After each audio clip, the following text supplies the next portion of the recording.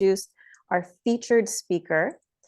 And it looks like it's already recording. So let me get to her bio. Shevaun Zakhir. Shevaun is a dedicated landscape designer based in Sacramento, California, with a deep-rooted passion for plants, community building, and habitat restoration. She holds a certificate in landscape horticulture from Merritt College and has honed her skills further by obtaining a landscape design certificate from Emory University. With a keen eye for aesthetics and a strong foundation in horticultural principles, Shevaun approaches landscape design as a means of not only creating beautiful outdoor spaces, but also fostering a sense of community and foster a sense of community she does. So her belief in the power of green spaces to bring people together has been a driving force in her work. Welcome, Shevaun. I'm so happy you're here with us tonight. Thank you so much. It's an honor. I love CNPS. It's my big sister. We are so happy to have you. So with that, Shevaun, I think I'm going to leave the rest of your introduction to you and look forward to everything we're going to get to hear from you tonight. Sweet. Can I share my screen? You sure can. Cool. And technology isn't my strong suit, but you folks are patient. And we see your screen, so you're good to go. Sweet. All right. Hi, everyone. Thank you for joining me this evening. I always look forward to collaborating with CNPS. They are truly a wonderful big sister to me. I'm excited to share my knowledge and resources with all of you as we talk about natural garden design. I started Mother Natives in February of 2022. It's evolved quite a bit. I'm sure some of you tuning in remember me from the nursery. We're currently awaiting nonprofit status.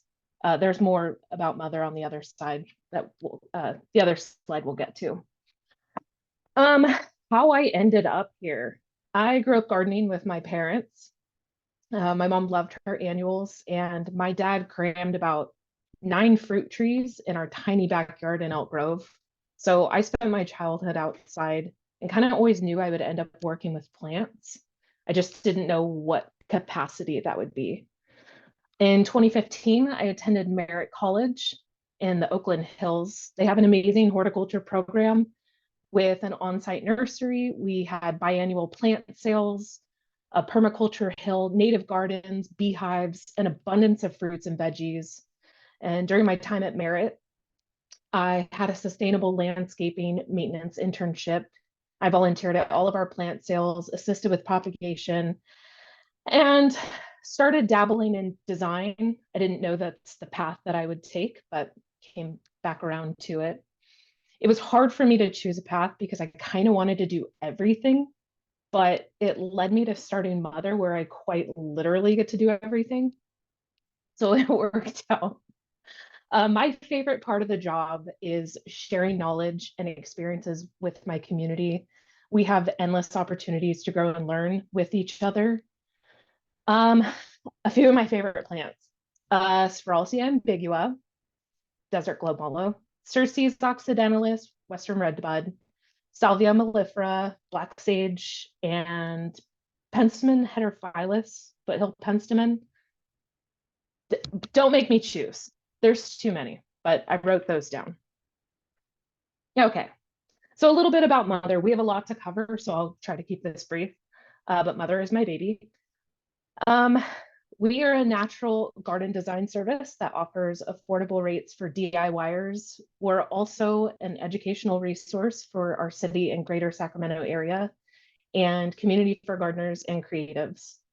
We'll be expanding our offerings once we complete the nonprofit registration process, which should be any day now.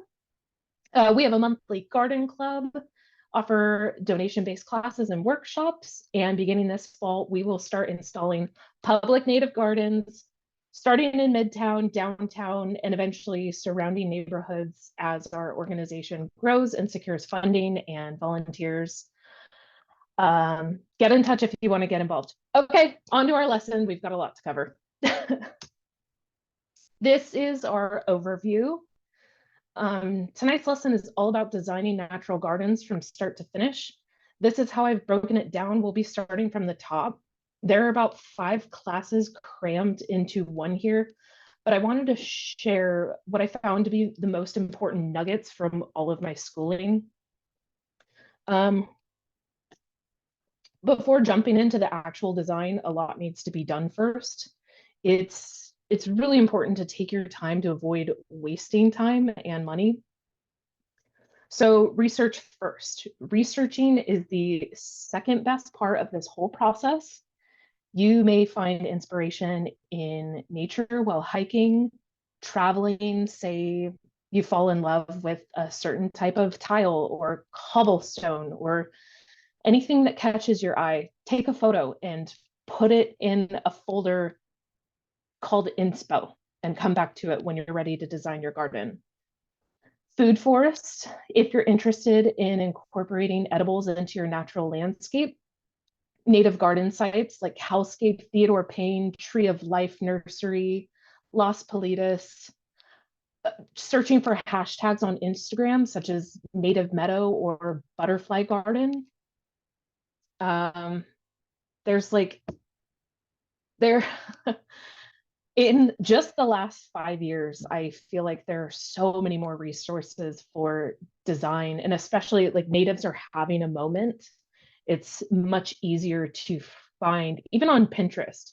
Pinterest has been kind of slow to pick up on natives, but you'd be surprised what's out there. Okay, next on the agenda, site assessment.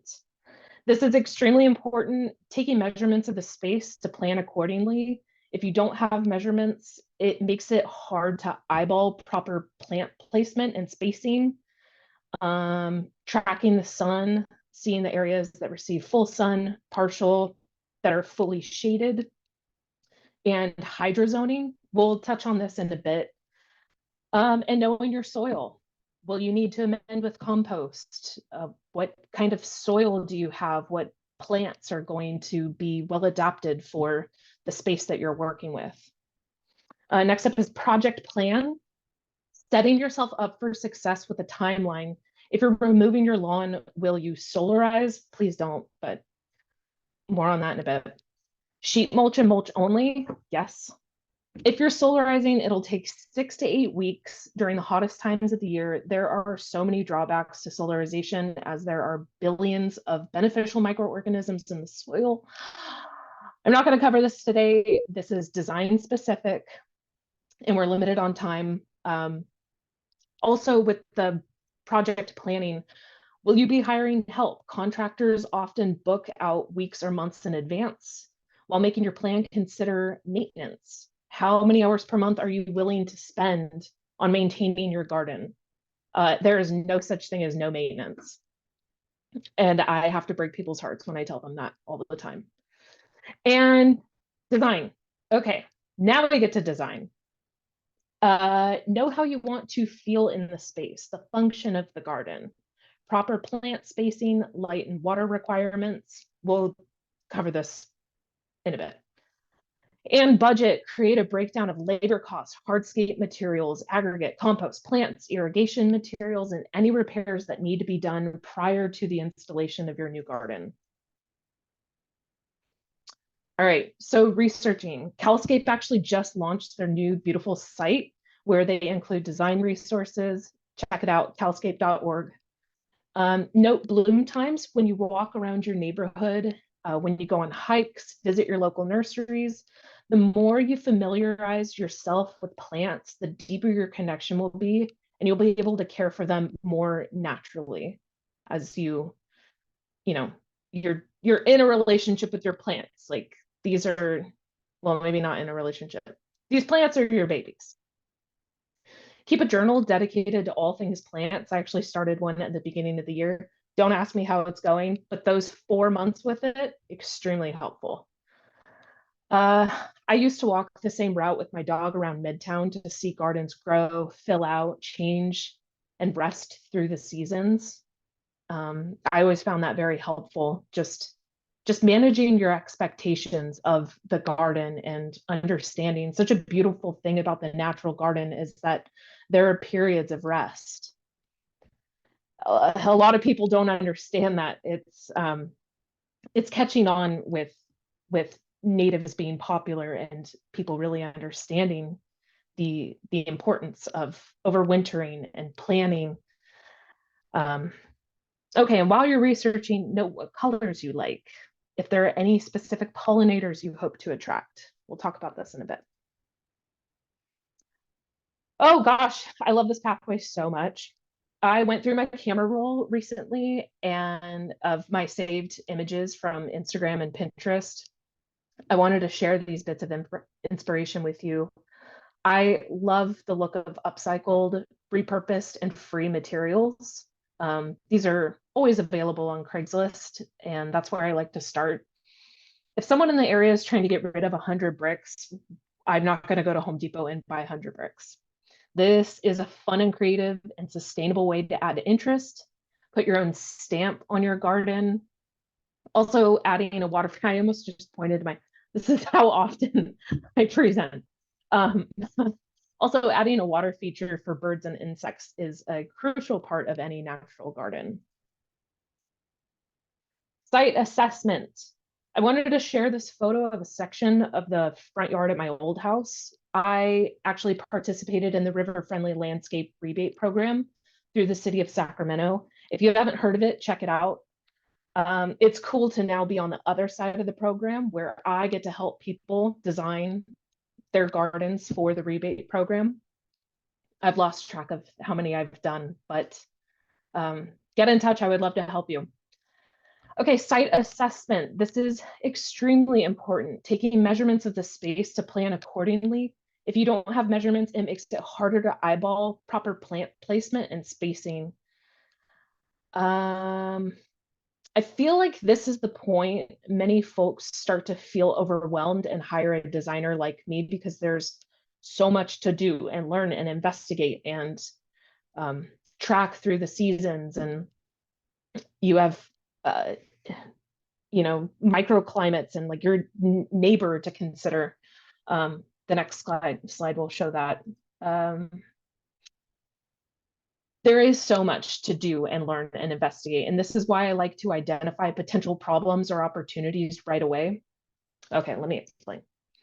So since this was such a small space and my neighbor's very narrow driveway was directly next to the area, I planted mostly small natives and I wanted this space to be super colorful because it was a white house. A lot of soil needed to be removed as it sat way above the sidewalk, as you can probably tell from the photo. And I had planned to mulch heavily. During a heavy storm, water crept into my basement, so all the downspouts needed to be directed as far away from the foundation as possible.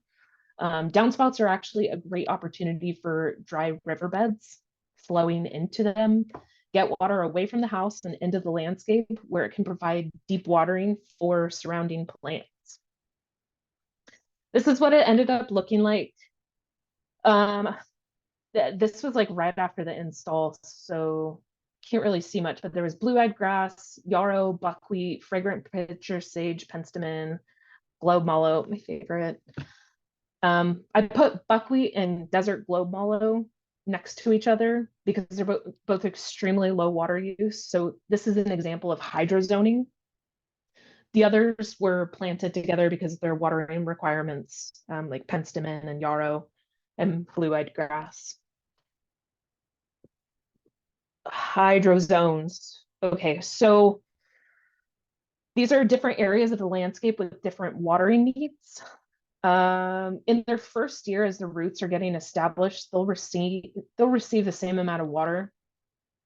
But if you're planning to have all your plants on a drip system, either inline drip or single point emitters, plants and trees that are very low water use will need to be taken off of drip to receive only natural rainfall once they've reached maturity. So this is true of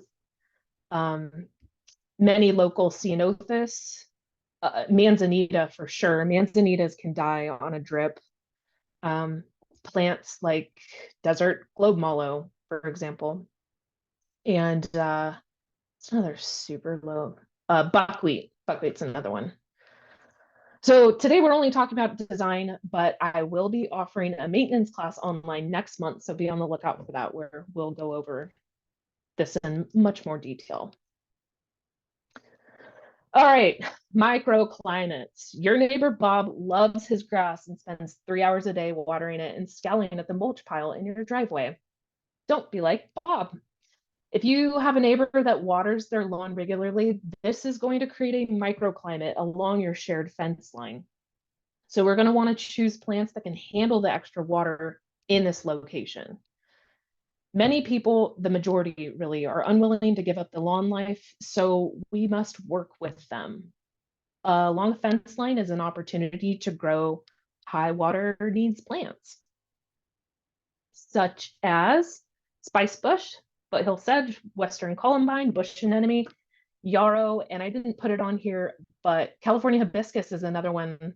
And this is just a small sample size of natives that have variable light requirements, but can all handle regular watering. These would be good contenders along that fence line where Bob is watering daily. All right, we're still talking about site analysis. I just can't stress enough how helpful it is to monitor the area you'll be planting in to avoid having to move plants around later.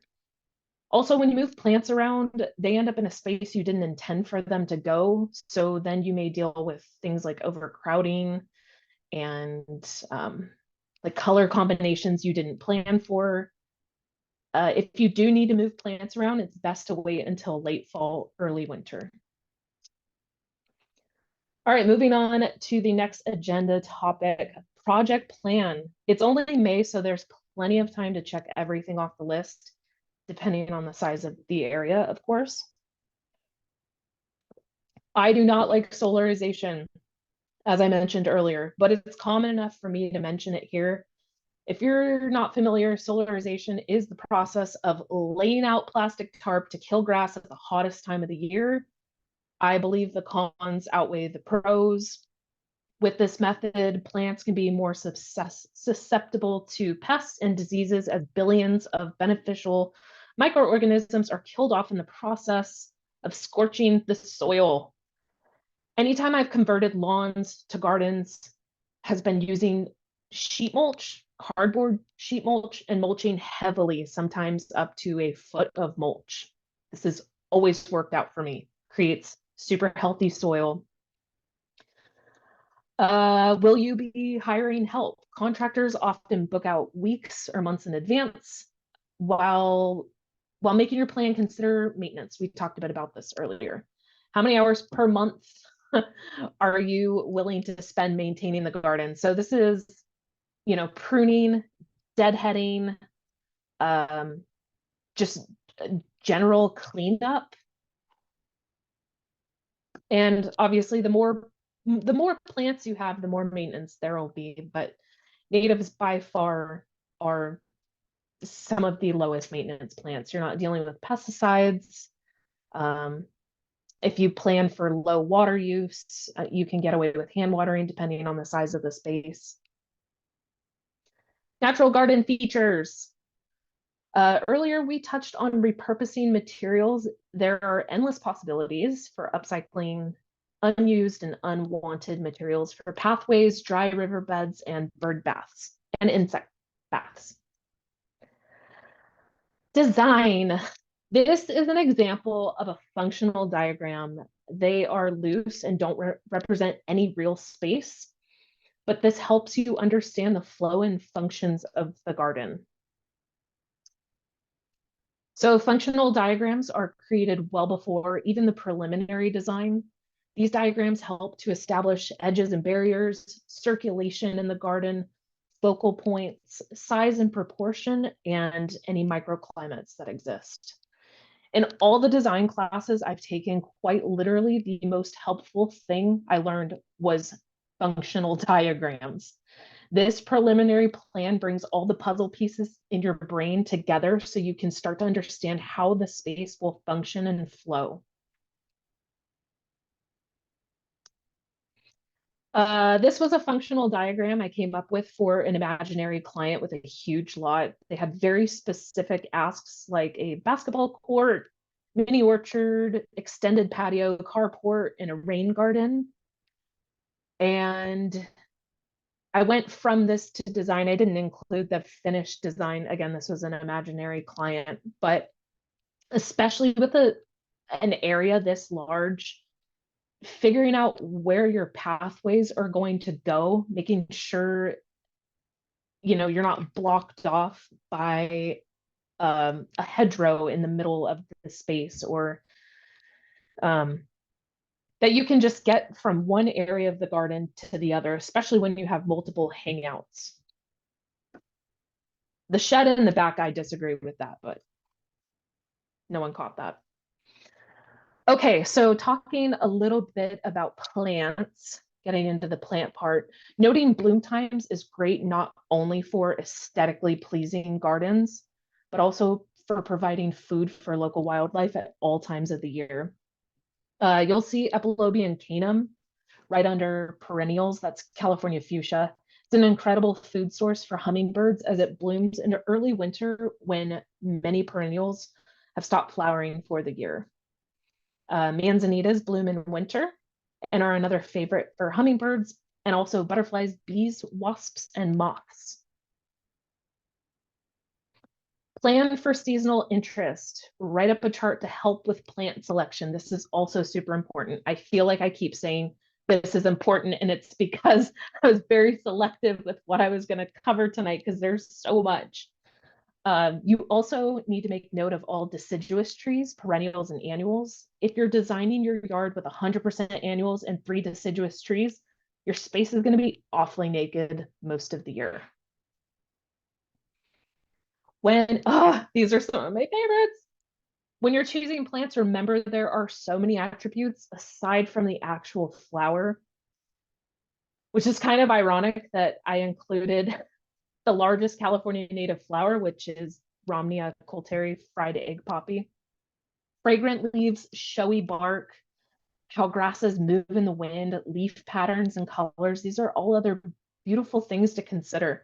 I never used to be a fan of grasses in the landscape until I started learning about just how important balance is and movement. Okay. A little bit more about design. These next 2 slides are just visually very helpful if you have never seen or never worked with layers, like layering plants. Horizontal layers in a plant bed are the different levels of plants that stretch from the front to the back. They should vary in depth, like the heights of the plants. When arranging plants, make sure they touch fully when fully grown. Overlap them just so they flow together, but we want to avoid large gaps or overcrowding. Gaps can distract from the plants and ruin the look, kind of like there's just a bald spot in the garden, and we like a nice flow. It's easier to see from a bird's eye view, which we'll get to next. Most views of plant beds focus on the closest plants, and what I wrote didn't make sense. Let's go to the next slide. Here's the plan view of the arrangement we just looked at. Before planting, it's helpful to position the plants in their pots in your yard to see how they'll look. But again, measure at size of maturity is how you should be laying them out. And note all the different textures of the plants too. Here's a project I recently worked on for a client in the Alta Arden area. This was my deliverable. The client wanted a balance of repetition to complement the modern landscape or the hardscaping in the pool that they just had installed. And natural plantings along the dry riverbed. So we put agaves along the back, layered with native grasses and annual wildflowers, and salvias along the right side layered with native grasses, and they wanted creeping thyme, so we mixed that in. I was really happy with how this turned out. I hope they invite me over for a pool party. All right, moving on to budget. Will you be hiring professional help? Get quotes and think about parts of the project you may want to handle yourself if budget is a concern of yours. Compare hardscape materials in aggregate. For example, I love metal edging. I think it's superior, but it's super pricey. Consider alternative materials that may be available on Craigslist. Compost and mulch are free, so cut costs where you can. How many plants are in the plan? Buy them in small containers whenever possible. Plants anchor their roots quicker and actually grow faster when planted small. A local nursery, Find Out Farms, they often carry small containers and of some of my favorite natives. So check with the smaller guys first. Get the smaller plants. Do any repairs need to happen? Any major cracks in the patio, leaks in the irrigation line? Will you need irrigation materials? Will you be hiring someone to do this work? Will you be converting your sprinklers to drip? All of these things need to be considered while writing out your budget. And lastly, have fun. We often get overwhelmed with projects that seem never ending, but guess what? That is gardening. So enjoy it. All right, that's it for me. Thank you so much, CNPS. Keep in touch. Below here is, I keep pointing to my screen like I'm in a classroom. Below is where you can find me. Mother has a GoFundMe campaign going on right now to help offset the startup costs of the nonprofit. We're already planning projects for the fall. Get in touch and get involved. Thank you all. Okay, Thank you, Shevaun. Oh, thank you. I'm gonna stop sharing now. Oh no, you can leave that up. I actually, if you want to leave that last slide up, I think that would be super helpful. There we because you know, There we go. Shevaun ran one of the best. You know, we're so lucky in Sacramento that we had 3 year-round nurseries that we could go to. Well, actually, like 4, but it's the point being it's growing, and you're one of the foundational people that is offering native plants, not just offering them, but also with all this help, all this advice, and again with all this community. So yeah, I mean, we're sad that the nursery isn't there, but not surprised that now you're morphing into a nonprofit that is going to continue doing awesome work. But yeah, leave this up here because I think a lot of folks would be super psyched to continue supporting Mother Natives in what you're doing next. So thank you for so much awesome information. If you all would like to ask some questions of Shevaun based on her presentation and the tips she shared with us today, please drop them in the Q&A or the chat. We can look in either. And so I'll just give a few minutes for that. But let me see. Let me open that real quick. Chat or Q&A.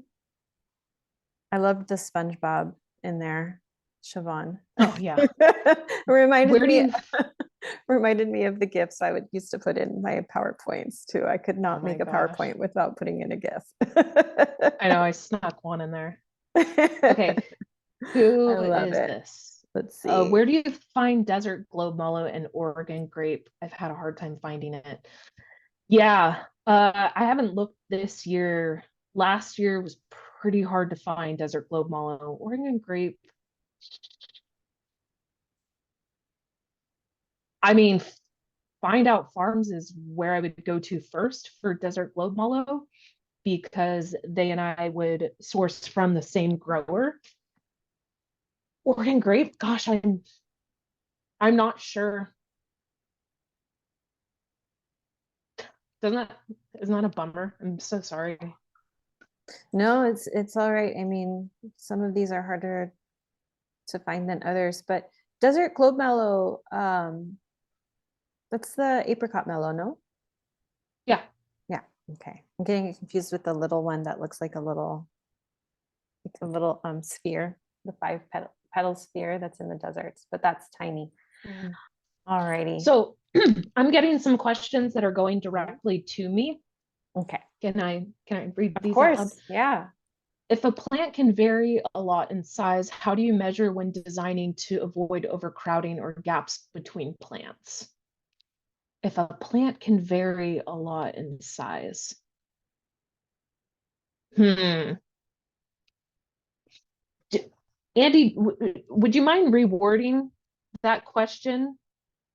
How do you measure when designing? Andy, I'll come back to that.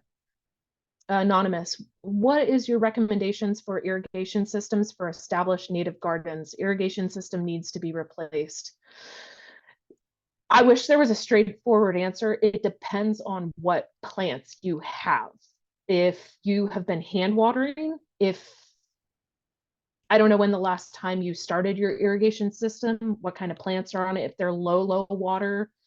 I do always recommend an inline drip system to evenly moist the root ball instead of using single point emitters that kind of just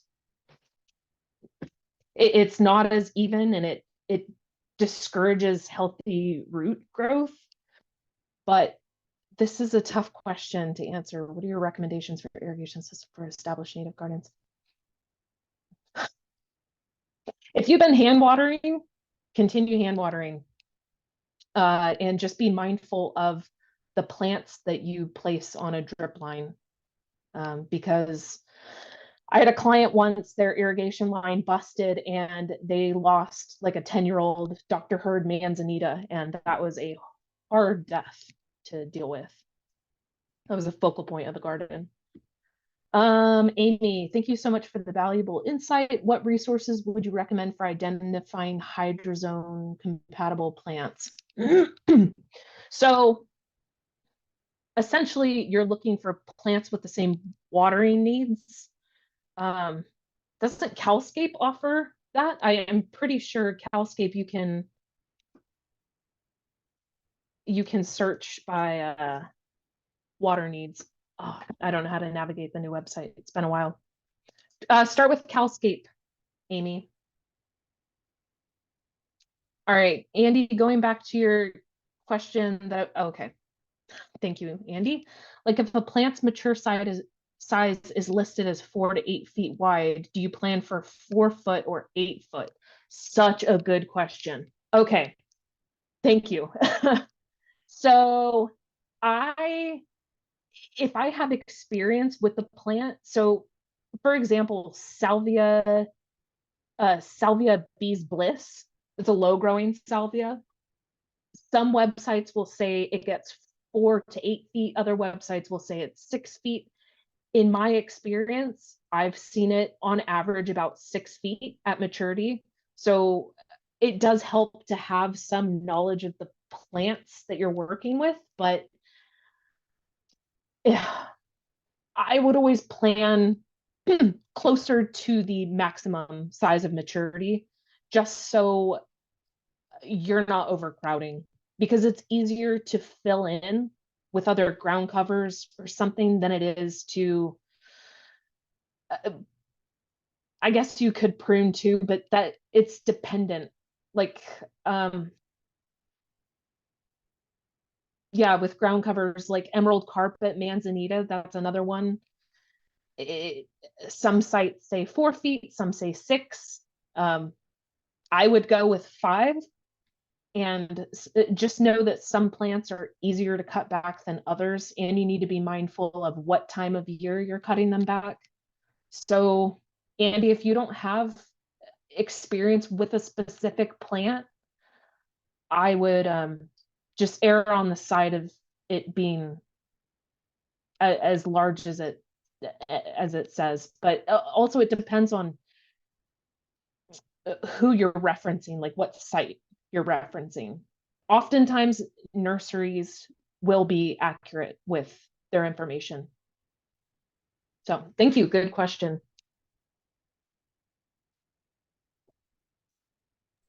Does anyone else have any? Oh, all right. Rem, when do you choose to use native plants outside the local area over local native plants, i.e. creating a native garden versus creating the native landscape? Well, it's a personal preference. I mean, I'm not even a purist. I love my lavender. I love my lavender. I love my Southern California native plants. I'm really into salvias. Uh, so if you're asking me personally, it's project dependent. So when Mother starts doing our public native garden installs, we are going with the lowest of the low water plants and as close to Sacramento native as possible. Also, if I'm designing a garden for a client and they want an oak woodland setting, just very, very like they feel like they're stepping out into nature, I'm not going to include things like, I don't know, penstemon or like Canyon Prince giant wild rye. I will use deergrass and California fescue, purple needlegrass, manzanitas, yarrows, and keep the color palette more natural. So I guess it's project dependent, Rem. But I do love my SoCal natives so much. That white sage does really well in Sacramento. It sure does.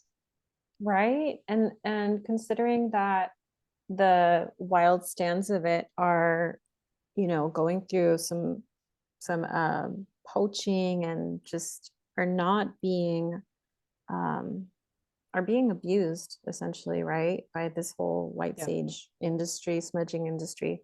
So I mean, Yeah. that's one that, it is local to Southern California, but it's also very easy to grow. And if we can grow it outside of Southern California and see that it's, this is actually a good place for it to grow. Yeah, I mean, one would hope, right, that at least it eases some impact there. Yeah. But yeah. These are great questions. Yes, yes. Thank you all. I really loved the design for the house with the pool install that you were mentioning, that they wanted things like repetition, rhythm, texture, to accentuate those new features that they had just put in. So I'm really curious. Yeah, I hope they invite you to that pool party so you could come back and report back to us. Seriously. Cool. All right. Well, let's see. If no more questions are going to come in, I want to take a moment to thank you, Shevaun, for taking the time to create this wonderful presentation, which will be up on our YouTube channel. So for folks that registered and didn't get a chance to tune in tonight, it will be there. So you can get all this information. And with that, I think we are going to say good night.